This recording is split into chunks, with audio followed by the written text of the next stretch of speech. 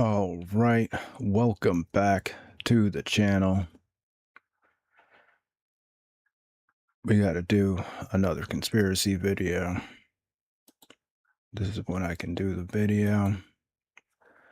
All right, so we got this Back to the Future Predicts 9/11 video. Now, this is one of the best conspiracy videos probably that was ever made. I mean, it doesn't have that many views though. Oh, 4.9 million views. Okay, so the link for this video is in the description along with most of the other stuff.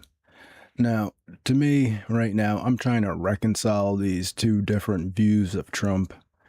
On one hand, we have like the cool Trump from like Back to the Future predicts 9/11. And then on the other side, we have like a basically like guy who's maybe he himself is not a Satan worshiper, but it seems like he's working with Satan worshipers, right? And it's like I'm trying to figure out which view I should take, basically, because both seem equally as valid at this point, right? So if you haven't seen Back to the Future predicts 9/11, you're not going to understand what I'm talking about anyway. So one of the reasons why I was kind of like supporting Trump is because of the fact that in Back to the Future, as you know, the Cubs win the World Series, which the Cubs haven't won the World Series in like 71 years, right? So, of course, Snopes is like, oh, well, you know, it wasn't in 2015. They won in 2016. I'm like, okay. So then the whole conspiracy is untrue, even though you can't even have a presidential election in a 15-year. So it doesn't even make sense, right? But in 2016, after Trump got elected, it was the first time that the Chicago Cubs won the World Series in 71 years. Oh, but in the movie, they had the wrong team, and it was the wrong year. It was 1 year late. Okay, we get it, right? But the Cubs did win the World Series in 2016 after Trump got elected, which is in Back to the Future 2, or whatever. The one where he gets the sports almanac and goes back, that's the second one. Yeah. Anyway, so if you haven't watched this movie, you got to watch it, right? Because he's talking about, in the movie, he's talking about John Trump, right? And how John Trump basically was the person that got to look at Tesla's work after he died or whatever. And now there's not as much to that as they say, but who knows? They're always obviously lying all the time. 100% of the time they're lying. So they said they look at Tesla's stuff. There was no super death ray. There was no secret weapons. There was no energy stuff, even though everything Tesla invented was pretty much genius. But what is true is that John J. Trump worked on the nuclear bomb and a bunch of other military defense stuff with what's his name? Vannevar Bush.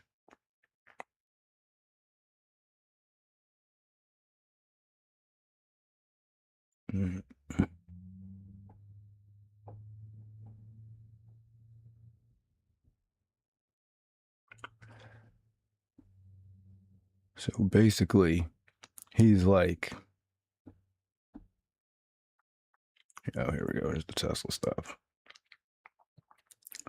So he got all the Tesla papers and stuff before they were sent to Tesla's cousin or nephew or whatever.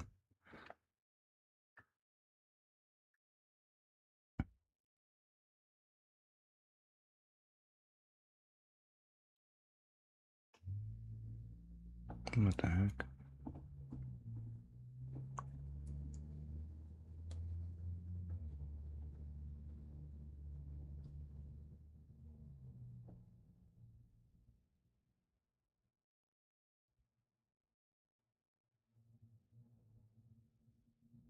Okay, Vannevar Bush. Okay, so who's Vannevar Bush? Vannevar Bush is another guy who worked on a bunch of stuff. including this Mimex thing, which is like some type of early computer that can save information. He also worked at the National Defense Research Committee, right? And he's like basically George Bush's like distant cousin or something like that, right? So all these people are connected together, right? They're all family members related, right? Yeah, Vannevar Bush and George Bush are related, right?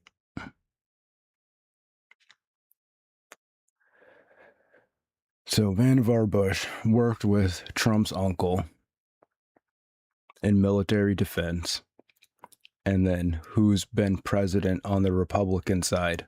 Bush, and then Trump, right? And then they're both doing the same war, right? So I want to believe that he's just cool and he's bringing in all the new Tesla technology, but they don't even have that, according to Wikipedia. But what he does have is the stuff with his uncle and Bush's uncle, basically, or cousin uncle or whatever, working on nuclear technology, right? Which is all World War II stuff. This is all going back to World War II. Like, it just doesn't stop with the going back to World War II stuff. It doesn't end, all right? So now we're going to check out what's in Trump's office, his tower office. Let me check the sound on this.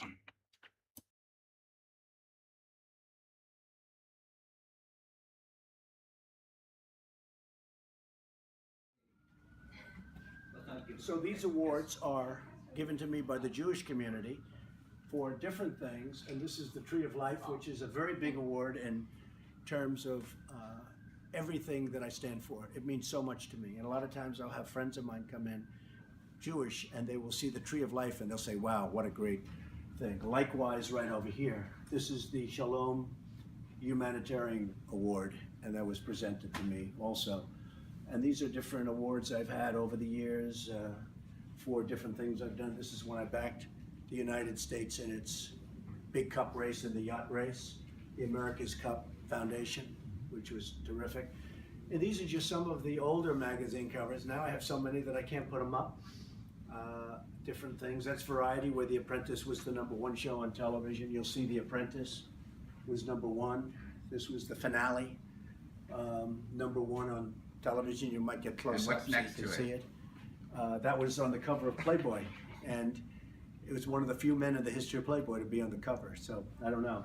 And these are just different magazines. This is a picture with Ronald Reagan that was taken at the White House, and it was he was terrific. I had a very good relationship with him. Not a big relationship because I was young, but he liked me and I liked him. And different things, and if you come to the desk, these are all different magazines over the last 2-3 weeks that came out. That's New York Magazine, Rolling Stone, The Economist, Newsman. All right, we can see. So he's on a lot of magazines. All right. So we got an article here from Fast Forward, which is an independent, nonprofit Jewish newspaper or something like that. Why is there a Hebrew plaque in Trump's office? And what does it say?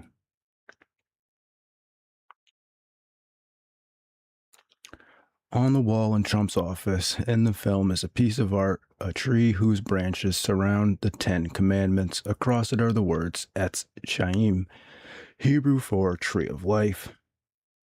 Viewers glimpse it for just a moment in the movie, but the award made a lasting impression on Trump. Right. We heard that. Right. Okay, so he got this award when he was 38 on March 1st, 1983. Right. So that was a long time ago. We got a long time ago. Okay, so what is the Tree of Life?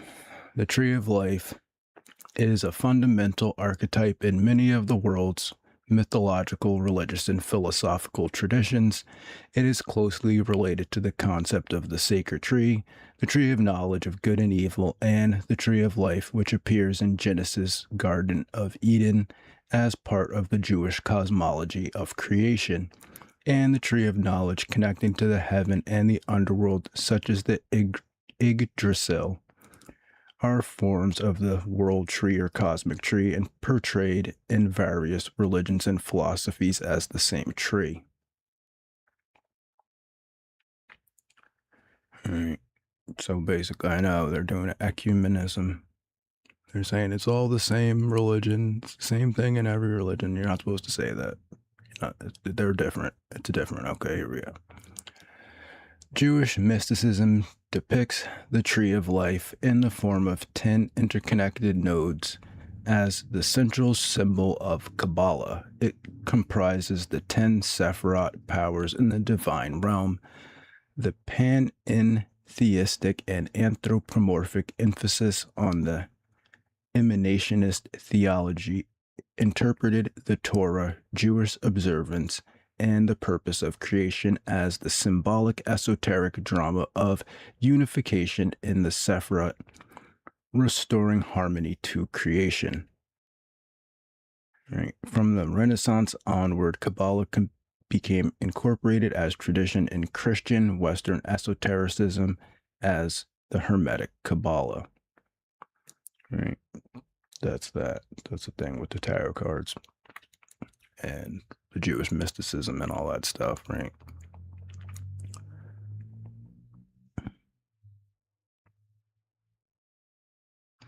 We already know about it in the Bible. It's in the Bible too. Okay. Right. So then we got to look at Jared Kushner, right? Where he went ahead and bought 666 Fifth Avenue. Everybody already knows that, right? Hopefully.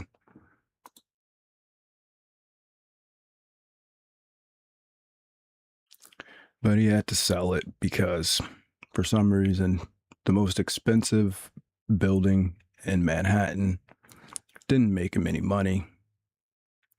But before he sold it, he started working with the Carlyle Group, right? And he's also, his family's best friends with Benjamin Netanyahu. We already know that, right? Okay. The Carlyle Group. Carlyle in 2001 Investors Conference took place on September 11th in 2001. In the weeks following the meeting, it was reported that Shafiq bin Laden, a member of the bin Laden family, had been the guest of honor and that they were investors in Carlyle managed funds. Right. Later reports confirmed that the bin Laden family had invested $2 million into Carlyle's $1.3 billion Carlyle Partners II fund in 1995, making the family relatively small investors in the firm. However, their overall investment might have been considerably larger, with the $2 million committed in 1995 only being an initial contribution that grew over time. Right. Michael Moore talked about that in Fahrenheit 9/11. Okay, so here we go. The Bush family connections with the bin Ladens and the Carlyle Group. In 1978, Bush and Osama bin Laden's brother, Salim bin Laden, founded Arbusto Energy, an oil company based in Texas. Right. So now we know that the Bush family and the bin Ladens work together. Trump's family and the Bush family work together. The Republicans got a Bush and then a Trump, right?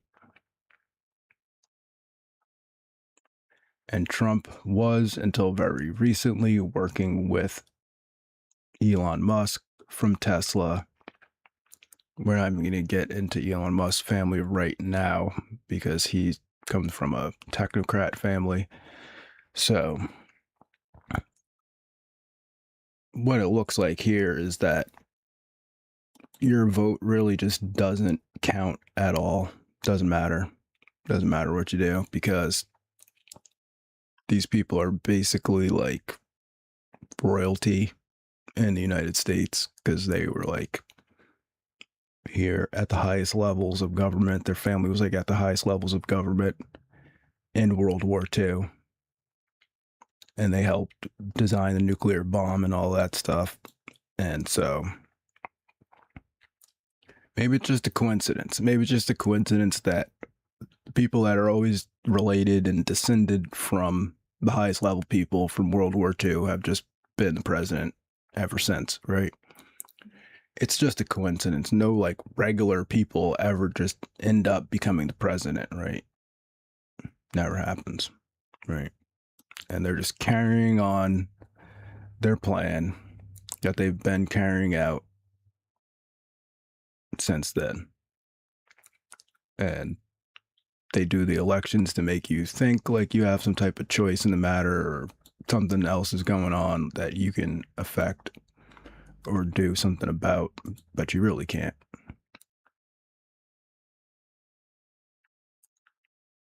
I mean, right? He's his daughter's married to a guy that knows Netanyahu, right?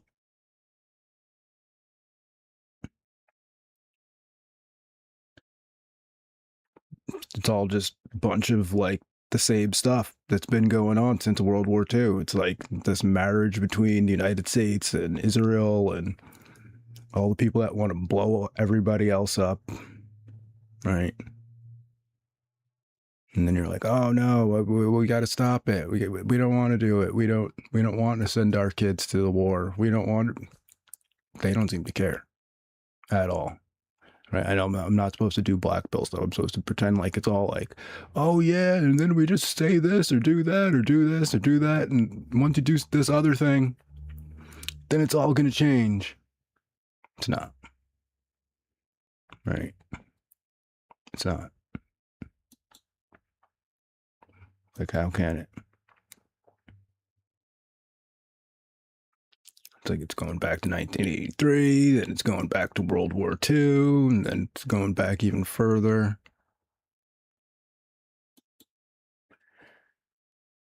So yeah, that's a video. Check out Back to the Future Predicts 9/11, and then you'll probably understand what I'm talking about because you probably don't understand what I'm talking about right now. So anyway, that's the video. Thanks for watching. Have a good day and peace.